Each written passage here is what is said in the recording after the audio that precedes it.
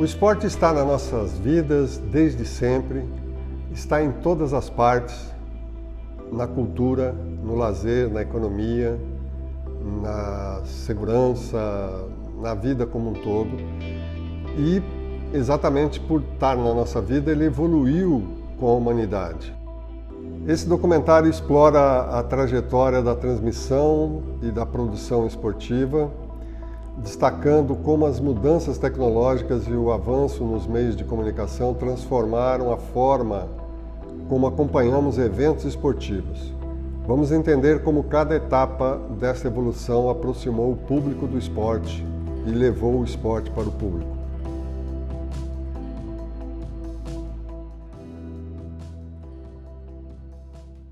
Meu nome é Sidney Daguano, tenho 68 anos. Durante 37 anos eu trabalhei na TV Globo, na parte de esportes e especificamente em transmissões esportivas. E durante todo esse tempo eu fiquei pensando muito sobre a transmissão, sobre a história da transmissão, e é isso que eu vou tentar passar para vocês aqui agora.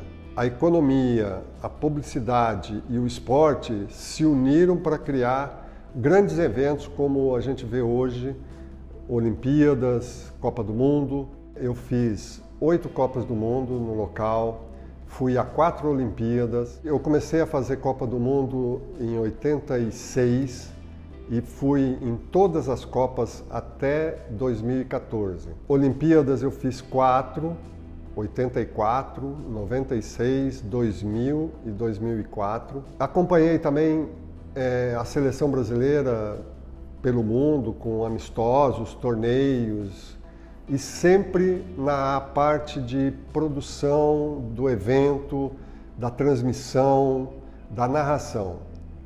Meu papel nesse trabalho, além de planejar a transmissão, era também coordenar os narradores. Então, durante muitos anos, eu falei no ouvido do Galvão Bueno, do Kleber Machado, do Luiz Roberto, do Milton Leite, os comentaristas, Falcão, Casagrande, Caio, Ribeiro. Todo esse pessoal era comandado pela coordenação da transmissão. E eu era o chefe, eu era a pessoa responsável por fazer essa coordenação.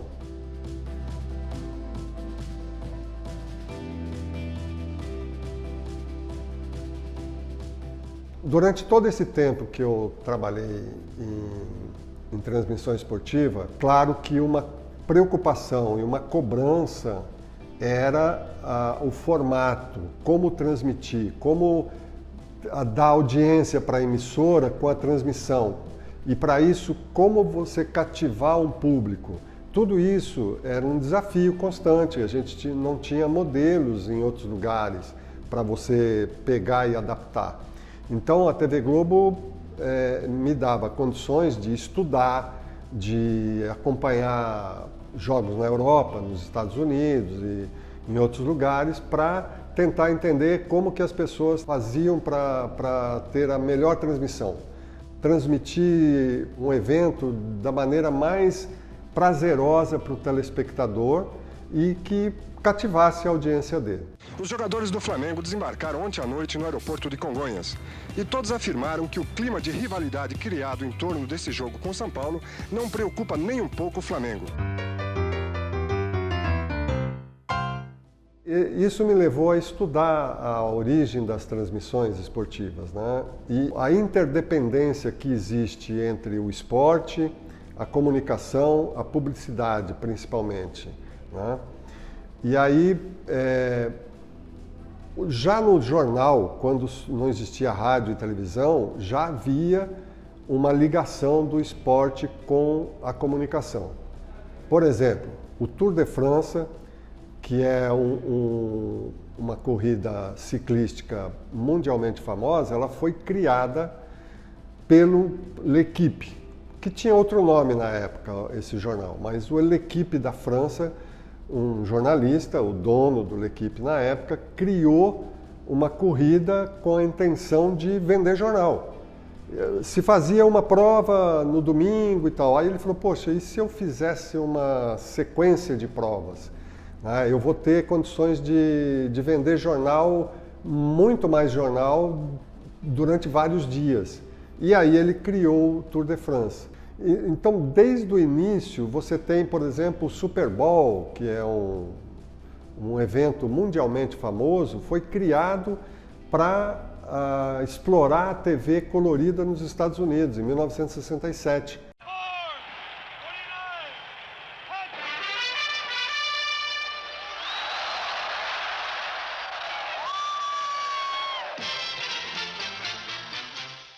Essa interdependência do esporte e da comunicação, que começou com os jornais impressos, ela vem para o rádio quando o rádio começou a ganhar volume, a fazer muito sucesso, principalmente nos Estados Unidos.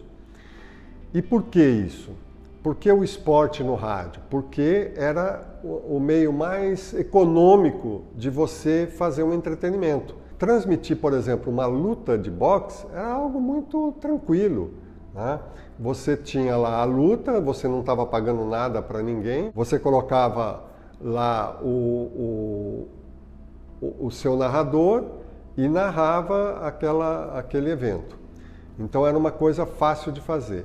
Aqui no Brasil, o rádio foi inaugurado em 1922, mas só 10 anos depois é que o rádio passou a ter volume e capacidade de transmitir eventos de futebol. Antes era uma coisa muito ainda incipiente, só transmitia música, botava um disco lá e ficava rodando, aquele negócio e tal. Aí, conforme foi crescendo, a publicidade foi chegando, então começou a ter mais dinheiro, eles começaram a ter condições de fazer algumas produções. A primeira transmissão esportiva no rádio aconteceu em São Paulo, em 1933, num jogo do Campeonato Brasileiro de Seleções entre paulistas e paranaenses. O narrador foi Nicolau Tullmann, é um nome histórico do rádio brasileiro. Quando eles decidiram narrar um jogo, não era ainda nem usada a palavra narração, era dizer o seguinte: vamos contar o jogo lance a lance. Ele não tinha a mínima ideia do que seria uma transmissão. Driblou, 1, 2, 3, chuta, passa para Pelé, chuta, gol!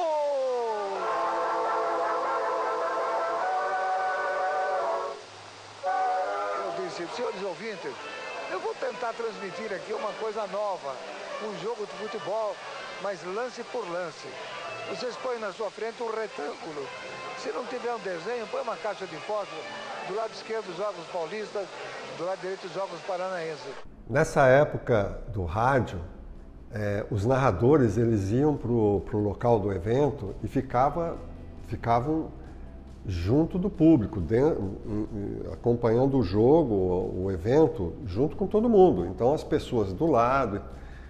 E aí eles começaram a ter um problema. Quando saía gol, todo mundo gritava e ele estava narrando, porque era uma narração como uma conversa. Ele estava narrando lá e ele falava assim: o Oswaldo acaba de marcar um gol para o Corinthians. E o barulho da torcida acabava cobrindo isso. Então, daí é que surgiu a ideia deles gritarem gol. Tentou cabeçada, passou por todo mundo, entrou! Gol!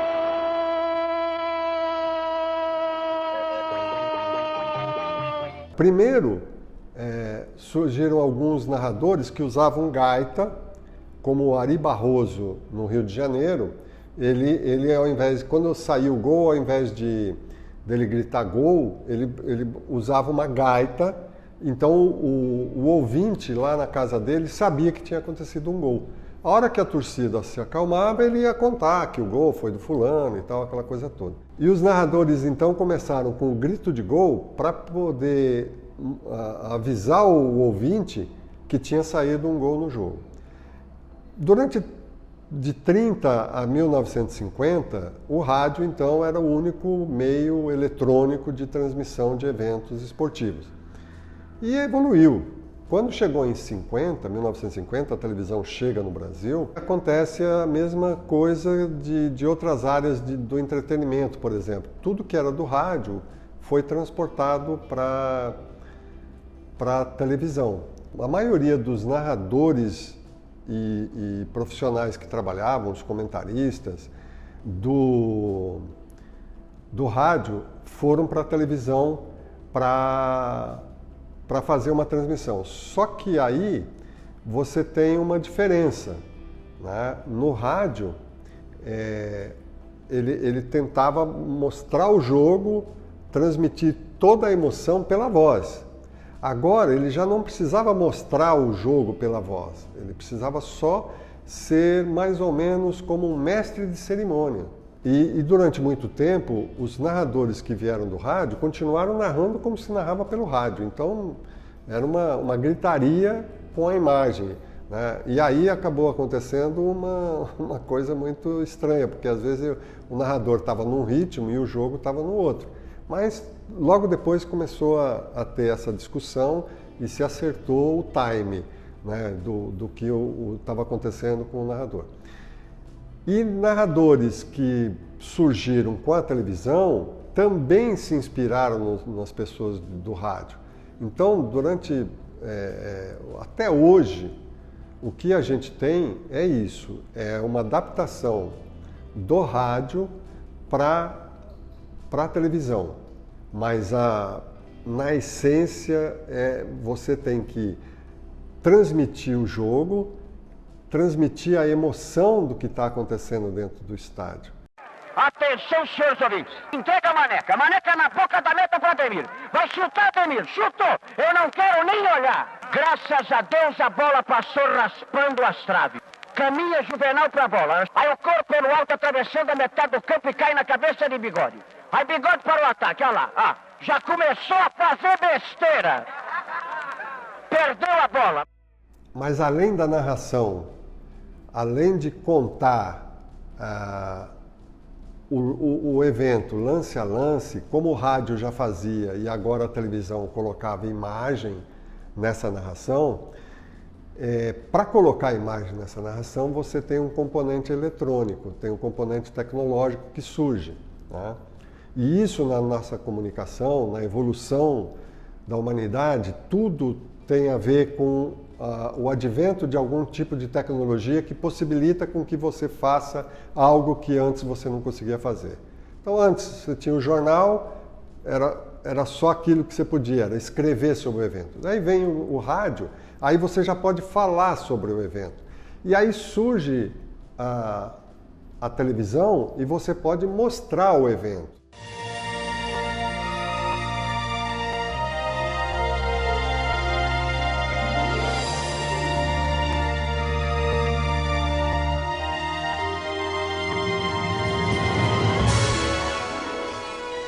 Foi inaugurada às 5h30 da tarde a primeira estação de televisão da América do Sul. TV Tupi Difusora, Canal 3 de São Paulo. A televisão, essa criança desconhecida entre nós. Num primeiro momento, a televisão consegue mostrar, mas ainda não tinha vídeo, era tudo filme. Você gravava o filme, você rodava o filme e depois levava para a emissora e rodava no telecine. Assim como aconteceu no rádio, que o desenvolvimento tecnológico da transmissão de áudio foi melhorando, também na televisão houve essa evolução e as coisas foram mudando. Esses equipamentos que foram sendo ofertado pela tecnologia para os meios de comunicação, possibilitaram que pessoas começassem a criar um tipo de narração, um tipo de televisionamento diferente, algo mais interessante para o público. Porque antes, até a década de 60, durante 10 anos, ou seja, de 50 a 60, você tem para transmitir uma câmera. Futebol, luta de boxe, um jogo de basquete, você botava lá uma câmera aberta e aquilo ficava parado. E você acompanhava, né? Não era a câmera que acompanhava a bola, por exemplo, não existia. Era uma câmera. Aí as câmeras começam a ficar um pouco mais leves, você começa a ter videotape, você começa a ter o satélite, que você já pode transmitir ao vivo. Então, tudo isso possibilitava que as pessoas começassem a discutir se aquela maneira de transmitir era melhor. O americano Rooney Arledge, ele escreve um memorandozinho dizendo que a gente precisava mudar a transmissão, que para ele concorrer com o futebol profissional, com o futebol americano universitário, ele precisava fazer algo diferente. Ele precisava atrair a atenção do telespectador, ele precisava envolver o telespectador na transmissão. E aí ele cria, com a ajuda de engenheiros e técnicos, uma gama enorme de equipamentos. Então, o que ele queria? Levar o telespectador para dentro do jogo. Ele queria uma câmera mostrando a movimentação do técnico, ele queria uma câmera mostrando a torcida, ele queria que o áudio captasse o grito das torcidas, aquele envolvimento, aquela emoção. Ou seja, ele queria levar para dentro da casa do telespectador o ambiente que existia dentro do campo, algo que não era possível de fazer antes. Primeiro que você não tinha captação de áudio, que era legal para isso, agora eles já tinham no começo da década de 60. E aí ele constrói uma transmissão e revoluciona aquilo, e dá muito certo. Então tudo isso são técnicas que foram usadas. Então você tinha a evolução dos equipamentos técnicos, a evolução da tecnologia e a evolução também dos conceitos de narração. Com o surgimento da internet, a gente sabia que houve um processo paralelo da digitalização da televisão, né? Então a TV que era analógica passa a ser digital. E logo depois a gente sabia que com a internet ainda existiam gargalos de transmissão, era uma grande dificuldade. Mas por volta de 2010, 2008, 2010, começam a surgir os mochilinks. E isso fez com que mudasse a nossa maneira de trabalhar violentamente. Hoje nós temos as transmissões por streaming e, novamente, há uma discussão de linguagem. Muita gente acha que a transmissão tinha que ser diferente por estar no streaming. Eu tenho uma visão diferente. Eu acho que o jornal, o rádio, a televisão digital e o streaming são meios de você transmitir uma mensagem, são meios de você transmitir um evento, né? Você não está mudando a maneira do fato. O jogo, ele não deixa de ser num campo retangular com 11 jogadores de cada lado porque houve a evolução da transmissão pelo streaming. Então eu vejo uma grande confusão entre o meio com a mensagem. A história da transmissão esportiva mostra que houve uma evolução de transmissão proporcionada pela tecnologia, né? Hoje você consegue ver coisas, detalhe, microcâmera dentro do gol, tudo isso é uma evolução tecnológica que trouxe mais. É muito comum ouvir pessoas que estão no estádio, quando sai um gol, ficar desesperada, porque ela quer ver o replay, ela quer ver o detalhe, ela quer saber se... Né? Hoje em dia até tem muitos estádios que tem o telão e as pessoas gostam. Assim como antes, as pessoas levavam o radinho, né? Para ficar ouvindo. Ele estava lá dentro do estádio, ele estava vendo o mesmo que o narrador, mas ele ficava ouvindo no rádio. Ele precisava conversar com alguém sobre o que ele estava vendo. Mas uma coisa se manteve durante todo esse período que a gente está contando aqui de transmissão esportiva, é a emoção. Tanto da parte de imagem quanto da narração, ela precisa mostrar o que está acontecendo no campo, porque as pessoas vão para o estádio para ficarem com adrenalina, para ter aquela emoção, para acompanhar de perto. Então a televisão, ela consegue fazer com que o telespectador entre dentro de campo, só que ela precisa dar para ele também essa emoção. Isso permanece e vai continuar.